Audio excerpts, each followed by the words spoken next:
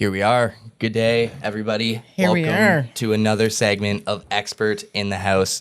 We have a very special guest in the studio, and we also have Donna. Good I'm morning. going to let you do the introduction here because I feel like you're more informed on everything than I am.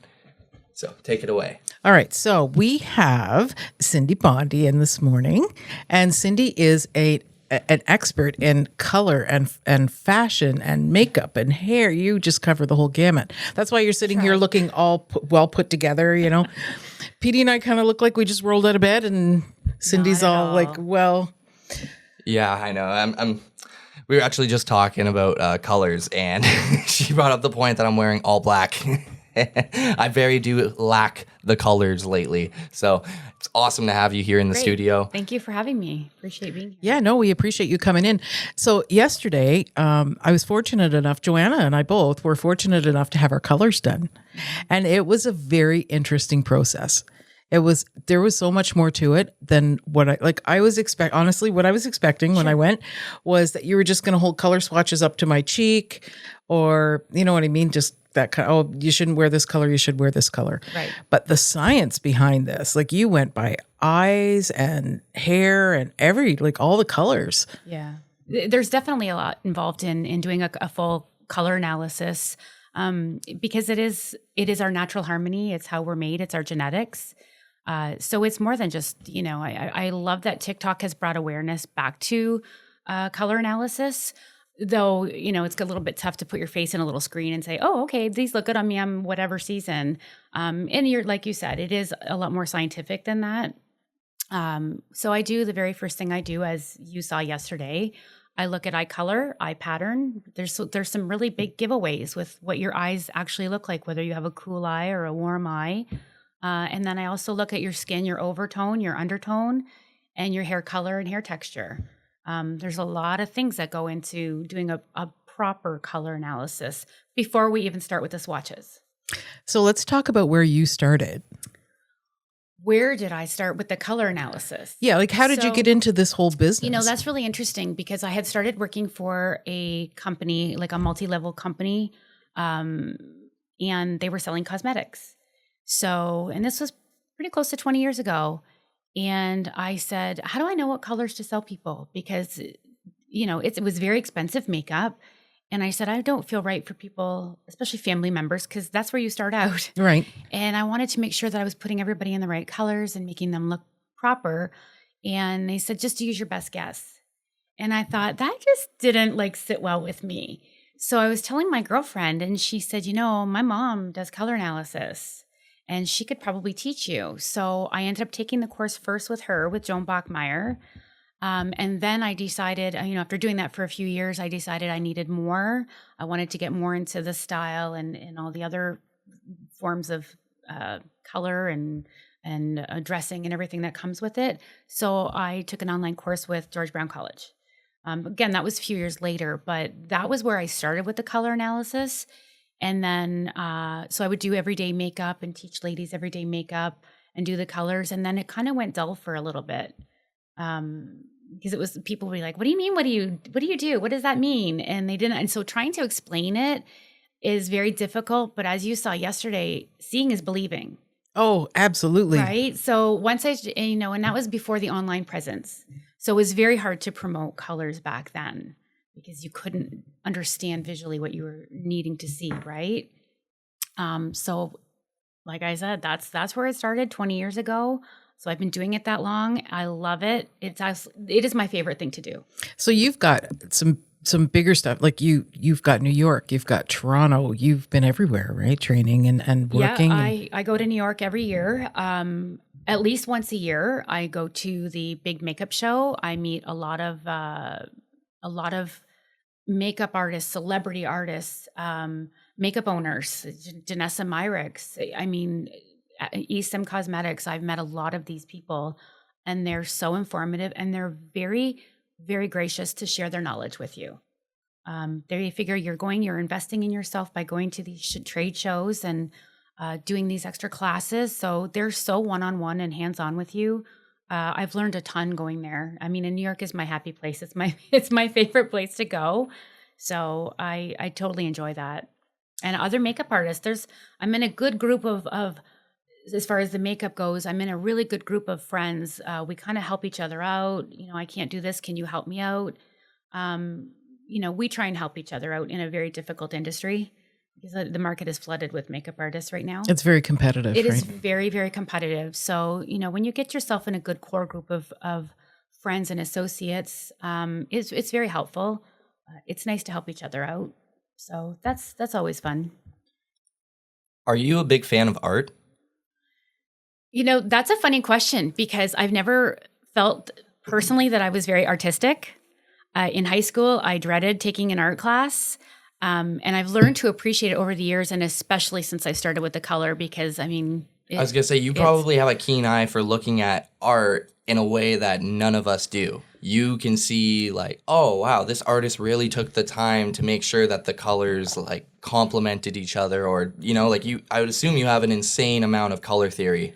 I do. And I like I said, I appreciate art more now than I ever did before because I understand what goes into it and how complex and perplexed it is. And it's the same with advertising. I know Joanna has a marketing and everything. And I just think that's fantastic. And it goes hand in hand because there's a reason why advertisers and marketers use color.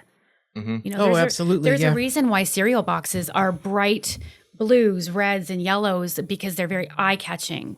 Well, you look even Tim Hortons cups, right? Like they're bright red. They're color red. Color is it's a huge attraction for absolutely everything, right? And once you know it and you understand it, you can't go back to not knowing. Like I say it to my daughter all the time when I do somebody's colors on them. And I see them in the, for example, one of her friends that I said, please don't wear pink. She's an autumn. She looks very drawn out in pink. And when I see her in pink, I just think, oh my God, what are you doing? Because you can't unknow what you know.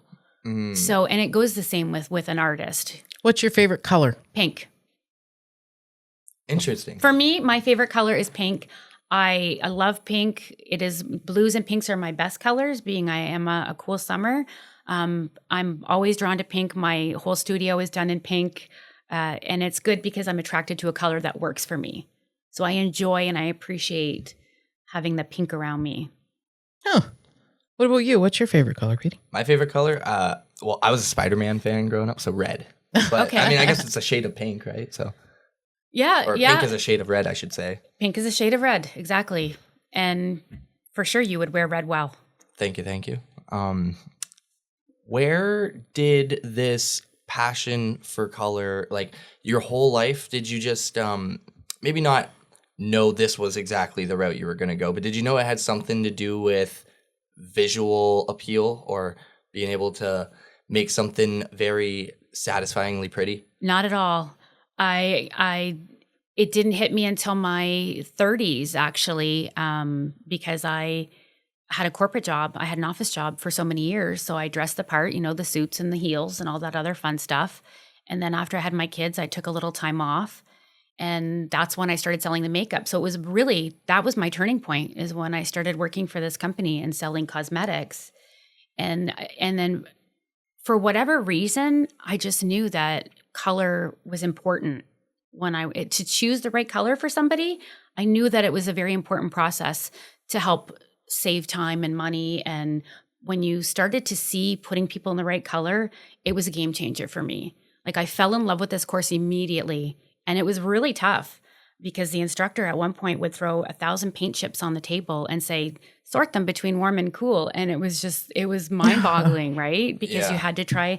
And then even further, we had to decipher whether they were a spring, an autumn, a summer, or a winter. And that was just even more fun when you were really new at it, right? Yeah. So I feel like in your field, there's a lot of different ways that you could be applied. So let it be for fashion, makeup, even decor, like for a house. Mm-hmm. Hair, nails. Yeah. Like what would you say is the most out of the box thing you've ever had to, give your creative, my creative input and educated input on something? Paint colors. Yeah. Yeah. Starting to, I don't do it often, but I do if somebody wants help with their paint colors, I know how to coordinate a paint color. And I think I told you yesterday a story about my mom choosing paint. Yes. My mom was having her whole upstairs repainted.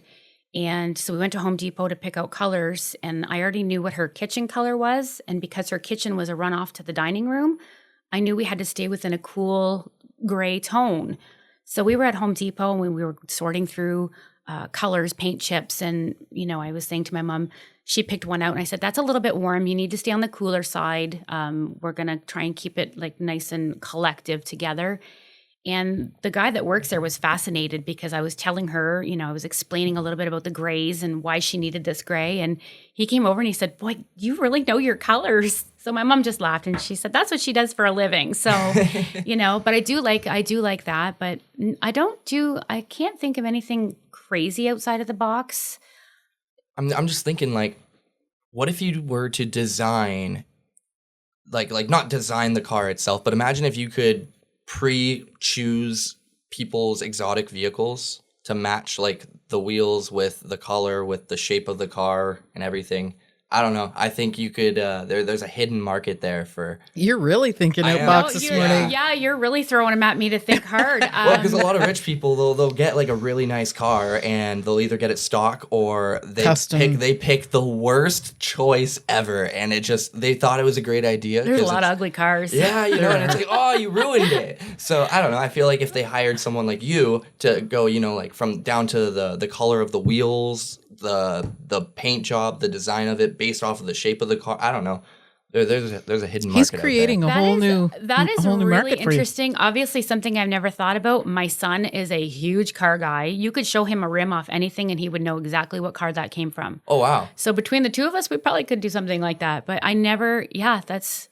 I guess there's a lot more. I always kind of stick to what I know, which is fashion.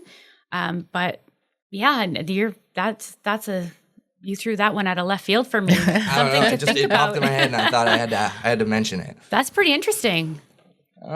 We'll see. Maybe in the future. Give me more ideas. I'm good. I'm all for it. He's full of them. Honestly, he's so random sometimes. It's great. I think that what that's imagination though. That's art. That's creativeness. So you have creativeness as well. Well, thank you. I appreciate it. Yeah. So have you ever had to work with someone that was very difficult, that just kind of threw back at you everything you gave them? Yes. And I'll tell you, I love to do color parties. So I get a group of mostly women. I've worked with a lot of gentlemen. I walked into one color party and it was a group of firefighters. I was like, oh, this is fun. But I did one party and it was earlier this year. And so the first lady that came and sat in my chair. And when I do it, it's so that everybody behind us can see what's happening. So it's great to see one-on-one in the mirror, but it's really the peanut gallery behind you that really can see things right away. And so I was started with my one lady and I said, please feel free, ladies, stop me at any time, ask me any questions, throw whatever at me you need. I can always get back on track. So this one lady raised her hand and she said, I'm 73 years old and I don't even care about this stuff. And I thought, I was at a standstill. I thought, I don't even know what to do with this comment. So I said, just watch and see. You might have fun with this. You might enjoy it. Guess who was the most interested and vested person in that whole day? It was that lady. She just needed a little color in her life. She needed, when I started to show her, and she was fascinated, and she was, a widow of maybe 5 years, and she said, I'm dating again. This is really important for me now. And she loved it. At first, because I thought, oh God, when she gets in my chair, what am I going to do with this lady? Because she has zero interest.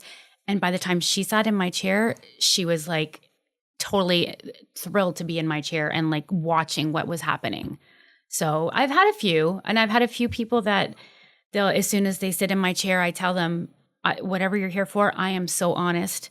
If you're going to tell me you like a color and it doesn't work for you, I'm just going to tell you right away it doesn't like you back, So I've had a few that say, don't tell me I can't wear pink. And I'll say, oh, you can't wear pink. It doesn't look the best on you. And, but other than that, nobody really super difficult.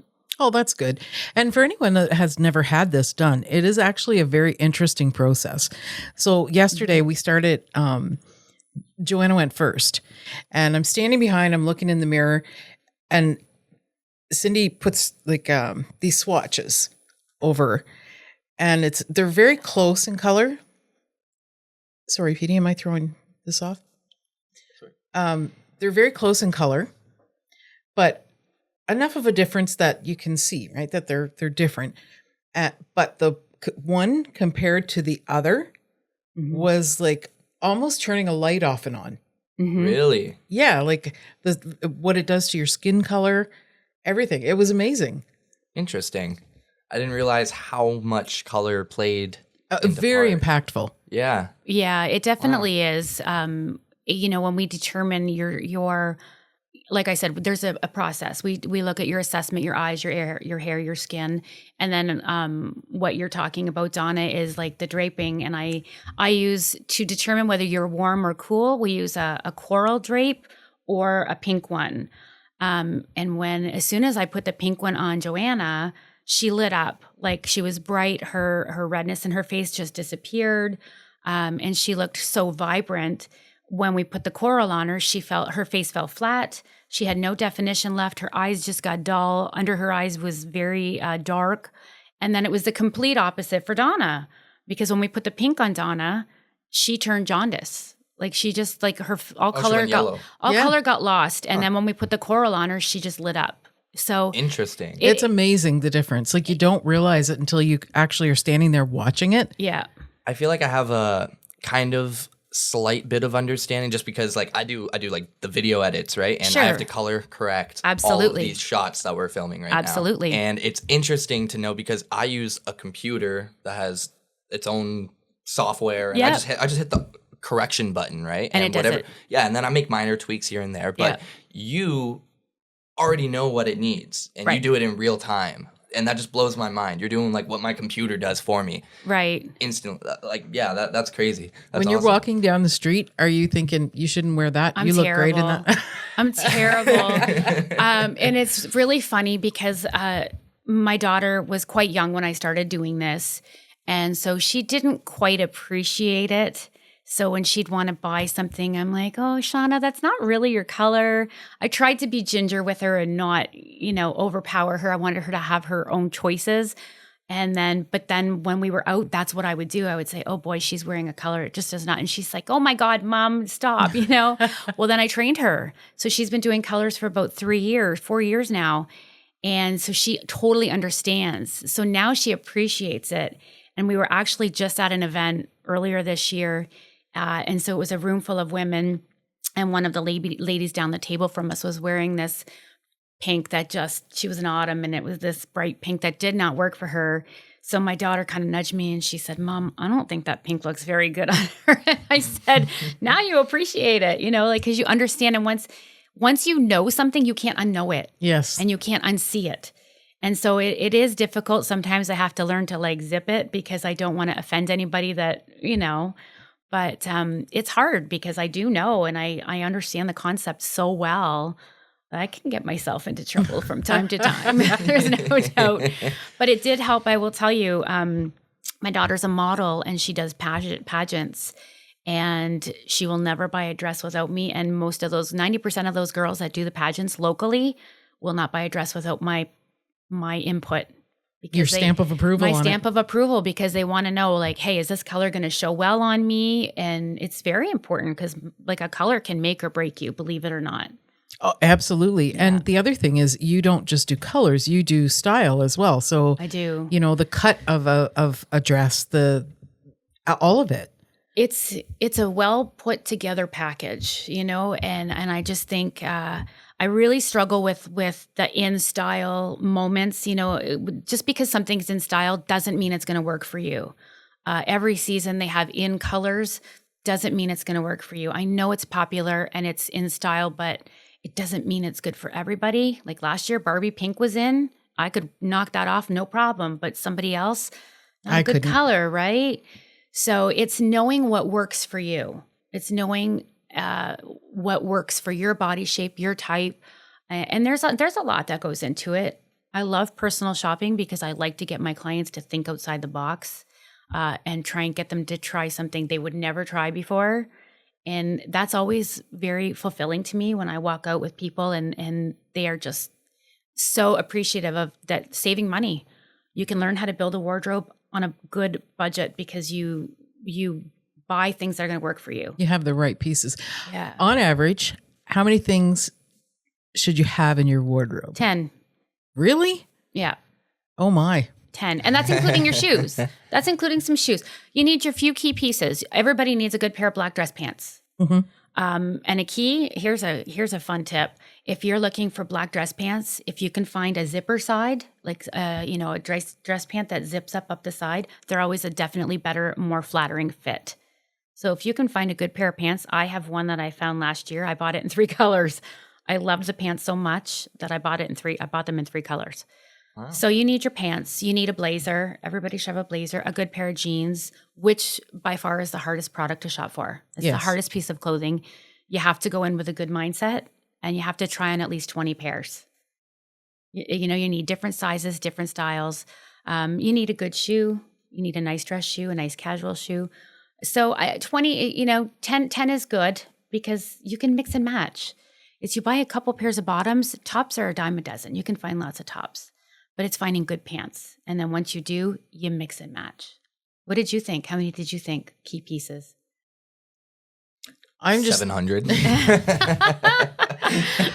have That's a my lot. closet. I have a lot. I do. Yeah. And I actually have, when I buy new stuff now, I try and take out something, Okay. right? Because I'm running out of closet space. Yes.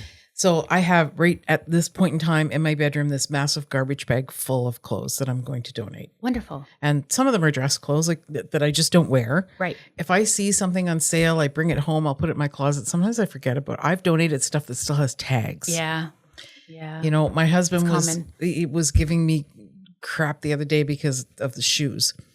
So I'm sorry. I would disagree with them. You can never have enough shoes. I have all these shoes that some of them I have never worn and I've had for a couple of years. Okay. So I thought, okay, that's fair. Like I'll get, Right. So I've gone through them. My daughter was up. She went through and took what she wanted.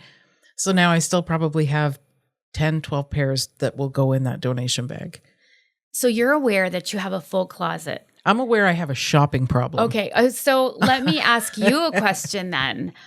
Out of all of the pieces in your closet, what percentage of those clothes do you wear? 5%. Because it is a proven fact. We wear 10% of our clothes 90% of the time. Yeah. We have our go-to pieces and we go get them. So what really makes me happy about teaching people about color and building a wardrobe is you don't need that much. Because you learn to mix and match again. And when you know what works for you, when you know what colors and what cuts work for you, you can open your closet at any given time and say, I can wear any of this. It all works for me. And it's not a way, you can build a good wardrobe on a budget and I don't mean cheaping off on things. I mean, buy nice things. But buying what you need and what works. Buying what works for you, what you need, as opposed to your on a whim purchases or never shop in a rush because you will regret everything you purchase. Mm-hmm. So there's a lot of different tricks to having a good wardrobe, building a good wardrobe. And a big key is shopping with the right mental frame. Yeah. See, I love to shop and I still have stuff in my closet I've never worn, but I bought it thinking, okay, this is really nice. It's a decent price. You know what I mean? Yeah. At some point I can wear this. And a lot of times I come here or, I'm out covering a story. I'm not wearing heels and a dress when I'm out covering stories. So in fact, you just wasted money because you've put something in your closet that you're probably never going to wear. Absolutely. But it's nice and it's a decent price. It's funny. I'm going to throw my mom under the bus here right now because, I've been doing this for a long time and my mom knows her colors. I tell her all the time. But she likes to shop the sale racks. And she's like, oh, I got this. I said, Mom, it's not your color. It doesn't look great on you. And she's like, but it was only $8 at Kohl's on the sale rack. And I'm like, but you just wasted $8 because it doesn't look great. You know what I mean? So it's some of my closest family members are my biggest nightmares to work with because they don't want to listen. But no, it's nice to, another thing I offer, and we talked about it yesterday, was I do closet clean outs. And I love to go to clients' homes and go through their closets with them because I have no emotional or financial attachment to other people's belongings. That's so right. When I look at it and I say, when's the last time you worn this? You know, and have you worn it? How many times? And if they say, oh God, I haven't worn it in a couple of years, I say, let's go. It's gotta go. You know, unless it really works for you and I can incorporate it back into your wardrobe, right? If it's gonna work for you now, then I say keep it. But it's very intriguing what people hang on to. Yeah. Oh, but I think if you came to do my closet, I would just have to not be in the room. Like you just do you would want to stop me. I would. I'd be like, well, you know, I don't want to really get rid of that. You know, right. I'm that person too. If you could go in my room, get rid of everything, have me start from scratch, and if I didn't know about it, it's a great idea. Right. I have so much more room for activities. But if I'm there and I have to do it, I'm going to hoard every single piece that I have. I'm going to find some sort of value in it one way or another, and I'll keep it around. Right. And again, I have no attachment whatsoever to somebody else's belongings. So it's a lot easier for me to walk in and say, listen, this got to go. Cyndy's going to be showing up at my house, your house. Yep. I was also thinking too, have you ever considered doing like set wardrobes for like TV or no production? No? No. And here's why. It's the same with makeup. It's a tough industry. And there really isn't much around here to do. Fair. Yeah. I'd have to go to Toronto or New York, which I'm not willing to do. I mean, if I could be brought in to do something on a temporary basis, that would be fantastic. I'd love that. Because let me tell you, like there are sometimes I watch movies or TV shows and I see people in celebrities in specific colors watching the red carpet sometimes hurts my eyes because I think these people are paying professional people to dress them. And some of the, I know they have to wear outrageous outfits occasionally, but their colors are just insane. Some of them are over the top. Yeah, you know, sure. There's a few movies that really stick in my mind. And Julia Roberts in the end of Ocean's 11 was wearing a pink suit. And I just thought, oh God, I don't know who put her in that. She's an autumn. She has no business wearing pink, you know? So it just, certain things catch my eye. So would I do that if I had an opportunity?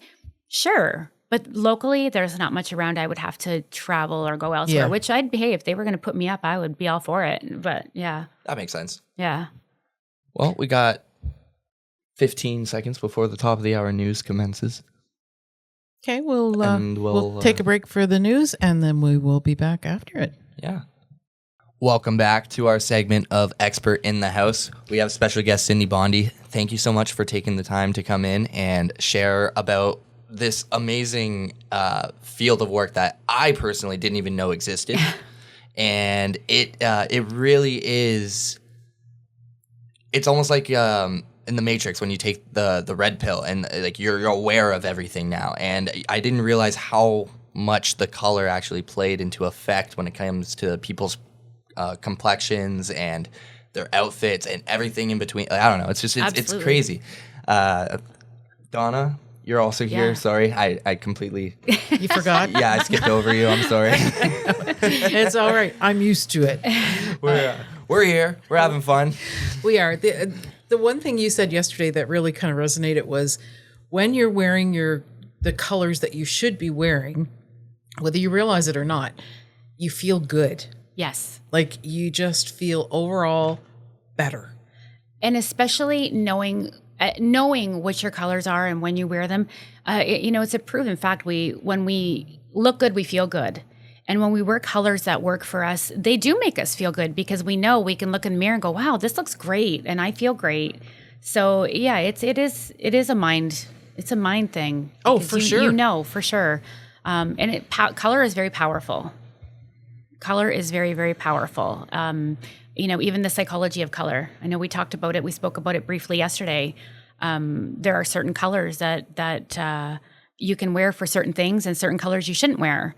I don't know how much you wanted to get into with that today. Oh, we can certainly talk about that. So we were talking about like sort of power colors. If you're doing a presentation or, you're doing a pitch for someone, any of that kind of stuff, the colors that you should be wearing. Yes.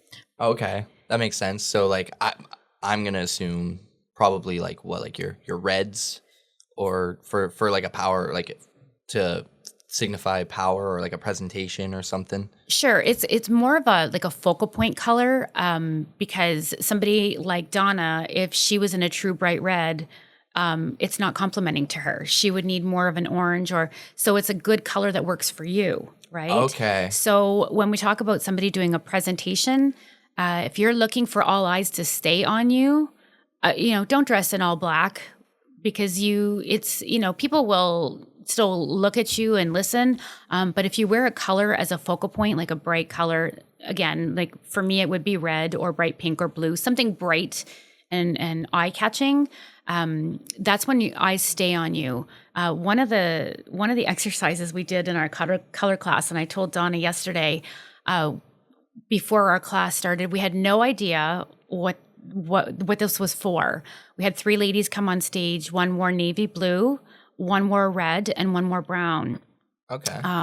So we had to listen to what they were saying for like 2 or 3 minutes. And we thought it had nothing to do with color. We didn't know what they were talking about, really. But afterwards, the instructor said to us, "What did the lady in red say?" We all remembered. "What did the lady in blue say?" We got 90% of it. "What did the lady in brown say?" Not 100% sure. Brown is like the psychology says it's not a holding color. It's not a focal color that can like hold attention. So if you're going to wear it, you have to put something like bright, like a bright orange or a mustard with it, something to give it some good attention. So you want to hold attention. So you want a good power color. You need impact. You need an impact. Back in the day when there were personal interviews, when you went into an office for an interview, I would tell people everybody's going to wear a black pants and a white top. That's a norm for job interviews. It was way back then anyway. Mm-hmm. And I would say just wear something vibrant, because everybody remembers the lady in a red dress in a room full of ladies in black dresses. You wear a bright color, you wear something that you're going to get that employer's attention, and they're going to remember you. Now everything is it's all online. Even interviews are all online. So it still works online. You wear a power color up top. If you're just seeing the top half, make sure you wear something that's vibrant and bright that works for you. And it really should match the pajama bottoms that you have on the bottom. Right? Yeah. So it's color is very intriguing, and it really is an impactful thing, and you don't realize it until you really understand it. I think you understand a lot more today, Donna, than you did yesterday. Oh, absolutely. Right? Yep, So I do.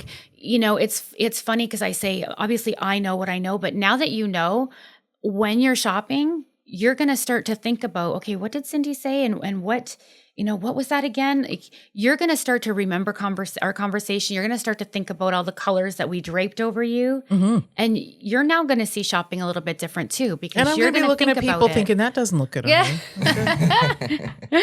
Right? It's funny. And like I said, when you walked in yesterday and said you had just come from the hairdresser, and I was so completely impressed, because every color that she put in your hair, like a lot of different highlighting and low lighting, it just works so good for you. So, I love to see hair color that's the right color too.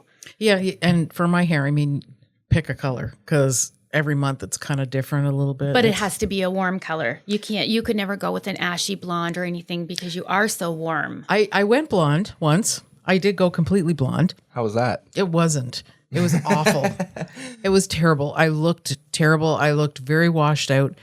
It destroyed my hair. Yes, because it was bleached. Yeah, and my hairdresser was not happy about doing it.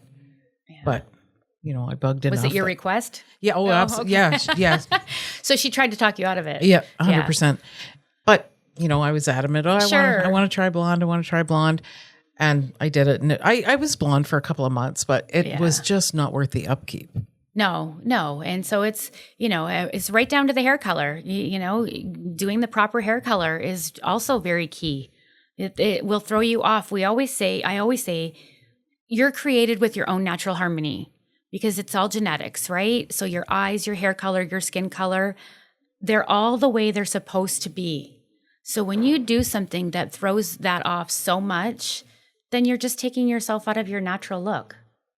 And when we go too far outside of what we're supposed to look like, that's when we look sallow, or you probably looked as washed out as anything with the blonde hair. Oh, I did. Yeah, it Right? wasn't. So- it just didn't suit me at all. Yeah. So we're created the way we're supposed to be. So it drives me crazy to see all these crazy color hair when they don't really, they're man-made colors. Oh I yeah, call them nobody's man-made born right? with like turquoise hair. So right. Yeah. So yeah, that's always a trick for me because like my eyes see that and I just roll my eyes and just think, oh my goodness. But to each their own. Everybody has their own. Listen, I could rock pink or blue hair like there's no tomorrow as long as it's the right shade that matches my skin tone. Yeah. Right. Yeah. So anybody that's thinking about going into this field, what advice would you give them? To going into doing color analysis. Color analysis, like just imaging, the Makeup, whole thing. It's a lot to learn, but it's a really fascinating industry. And I think it's a very unappreciated industry, to be honest, doing this. Not so much the makeup because that's a pretty busy market right now. But doing the colors is, it's very rewarding at the end of the day. It's a lot to learn. And it'll be a little bit of a hustle. Like for here right now, I'm the only one certified from here to Toronto that does color analysis. Wow.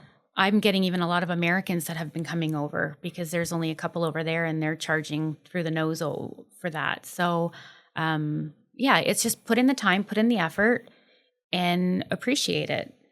We will put your information on our website and on our Perfect. socials and stuff. But if someone wants to contact you, how do they find you? You can find us. We have a website called colormeready.com. And we also have our Instagram, Color Me Ready, Facebook, Color Me Ready.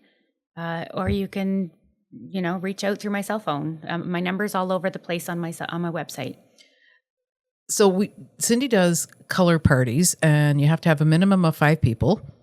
And you can actually have a group of your girlfriends or, guy friends, whatever, because guys do this too. You know what? I'll tell you, the color parties are absolutely my favorite thing to do. I love working with clients one-on-one in my studio, and I go a little bit more in depth one-on-one. And we go through makeup and all kinds of different things too.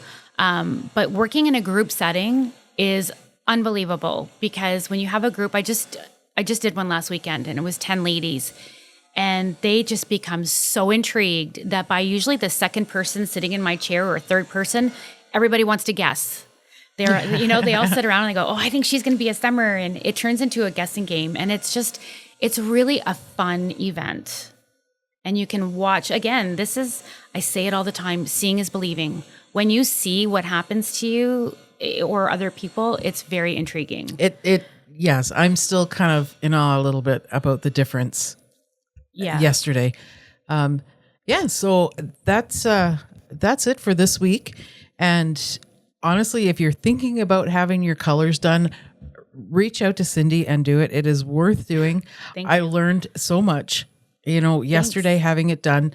I'm still in awe. Like it's a lot. It's a lot to take in too. Yeah, me too. I didn't. You mentioned a lot of points that I've never really considered. Well, and PD, now we're going to do you next. All right. Yeah. I'm excited for it. I find it interesting too that you say that like not as many people are aware of it as it should. No. Do you think maybe it's because it's almost like a subliminal form of psychology? So like it's affecting people without them realizing it's affecting them, so they just don't even know it's a thing that they could go into? Yeah, perhaps. This is really, really big in the UK, and it was really big here in the 80s, and it's just come back to life. So, like there is a little bit of a lull, and like I said, trying to explain it to people, you just can't really explain it. You've got to see it. You've got to see it. You have to see it. So, I never really thought of that, but I mean, there is so much psychological attributes to color. For sure. So once you know it and understand it, it really is fascinating. Well, I'm looking forward to getting that color analysis. Can't wait to have We'll you. have the photos. I did some of Joanna yesterday. They're on our website. And Oh, perfect. yeah. Cool. Oh, they're perfect. not. Thank you. They're on Facebook, but I haven't put them on our website. Great. But I Thank will. you. Oh, good. And your information, and we'll have pictures of Petey getting his colors done. And Awesome. yeah, Thank I you. think it's great. Thank you so much for having me. I really appreciated being here. Thanks for coming. It was great to have you here. Anytime you want to come back, by all means. For sure. Yeah. Maybe Sign we me up. can. Maybe one of these times we'll do a video. Actually, A live show? Yeah, and that's where you should get your colors done. Yeah, we could do a live Yeah. That'd be cool. And people could actually see the impact of the difference, like for such slight difference in colors, Yep. the difference that it actually makes. Perfect. All right, everybody, have a great day. Thank you. And Enjoy the hits from we'll the talk soon. 70s, 80s, and 90s. That's it. Fun. And if anybody's watching on YouTube, make sure you comment down below who or what you would like to see next as far as interviews go and experts in the house. Share the love for Cyndy. And don't forget to comment, rate, subscribe, all that jazz. Watch the video. It's probably over there, down there. I don't know. It's somewhere. click it. All right. We got a few cameras in here, so Thanks. See you, everybody. bye.